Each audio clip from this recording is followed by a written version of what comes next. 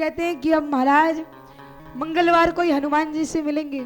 कोई अपॉइंटमेंट दे रखा है उन्होंने कि तुम मंगलवार को आओगे तभी मैं मिलूंगा, वरना मैं मंगलवार के बाद मिलता नहीं किसी से, है ना। अभी बड़े मंगलवार आए, परसों भी था जिस दिन कथा प्रारंभ हुई।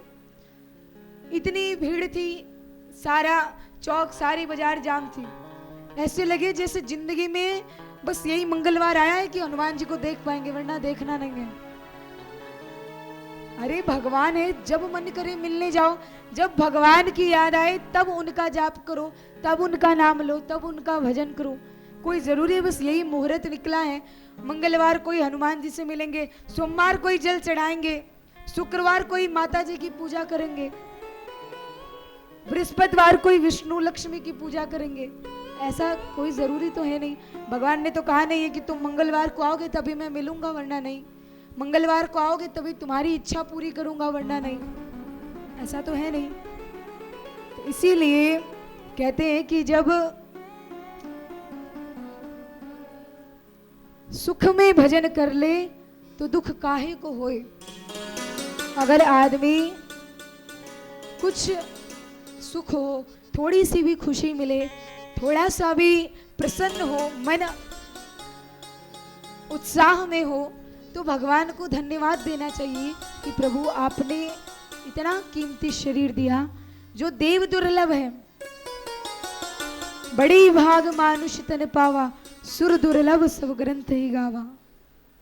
जो देवताओं को भी दुर्लभ है ऐसा शरीर मनुष्य का तन हमें दिया। 84 लाख योनियों में से सबसे अच्छा शरीर मनुष्य का शरीर है। और कुछ लोग कहते हैं कि भगवान ने दिया ही क्या। एक बार एक मंदिर के बाहर एक भिखारी भीख मांग रहा था, भगवान के नाम पे कुछ दे दे, भगवान के नाम पे कुछ दे दे। भगवान ने तो कुछ नहीं दिया, प्राणी तू ही मदद कर दे, तू ही कुछ दे दे। अब महाराज वहां से एक सेठ जी गुजरे और वो सेठ जी बड़े भक्त आदमी थे, रोज भगवान के मंदिर आते, रोज पूजा पाठ करते, रोज भगवान का सेवा करते, जितना उनसे बनता उतना करते। तो यहाँ पर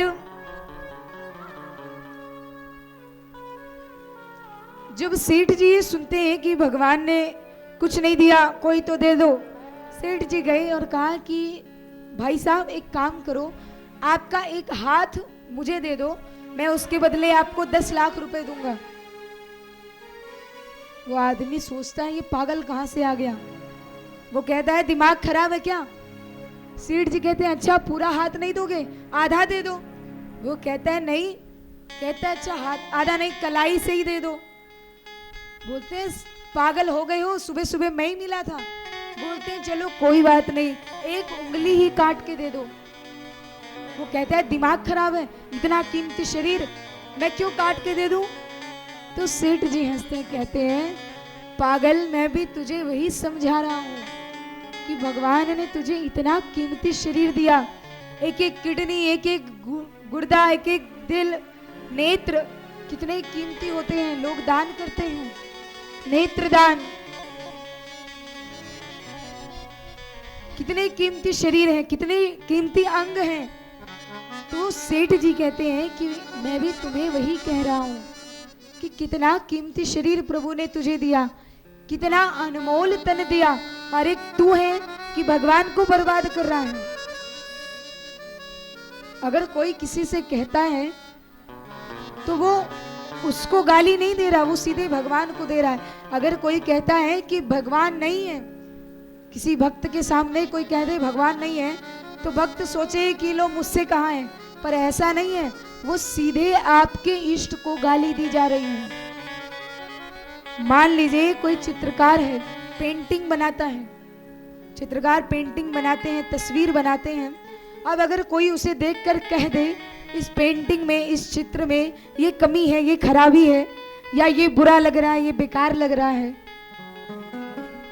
तो वो उस चित्र को थोड़ो गाली दे रहा है, वो तो उस चित्रकार को गाली दे रहा है, उस चित्रकार को भला बुरा कह रहा है जिसने उसे बनाया है। तो जिस परमात्मा ने आपको बनाया है, कोई कहे वही परमात्मा नहीं है, वही इष्ट नहीं है, उसकी पूजा मत करो, उसका विग्रह मत रखो, उसका ध्यान मत करो, तो वो आपको नहीं कह रहा, वो सीधे आपके धर्म को, आपकी मर्यादा को ठेस पहुंचा रहा है।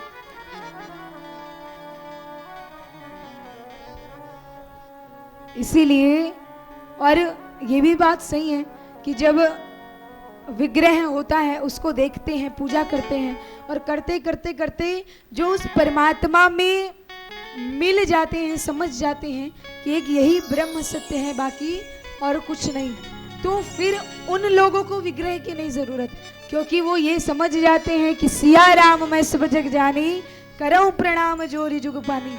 वो जानते हैं कि हर एक कण कण में राम है, हर एक कण कण में कृष्ण है। जिस मिट्टी में राम है, क्या उस मिट्टी से बनी मूर्ति में राम नहीं है? है। तो यहाँ पर सारे देवता आते हैं, मनाते हैं भोलेनाथ को। भोलेनाथ बड़े क्रोध में हैं और समझ गए, कोई भोलेनाथ, कोई देवादिदेव, कोई महादेव, कोई महाकाल, कोई भोले बम, सब अपने अपने नाम से बुला रहे हैं। तो सभी भगवान भोलेनाथ को मनाते हैं कि भगवान भोलेनाथ मान जाएं, किसी प्रकार तो भला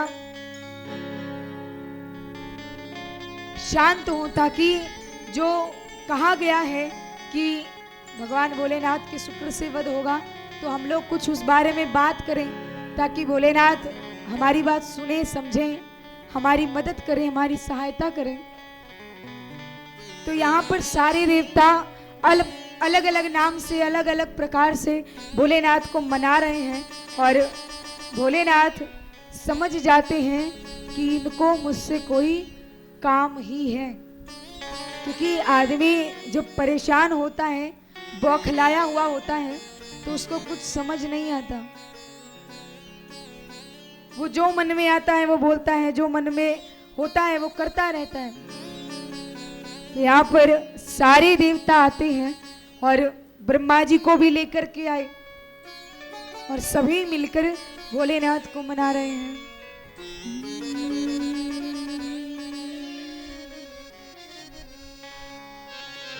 कैलाश के निवासी नमो बार बार हो, नमो बार बार हो, आयो शरण तिहारी प्रभु तार तार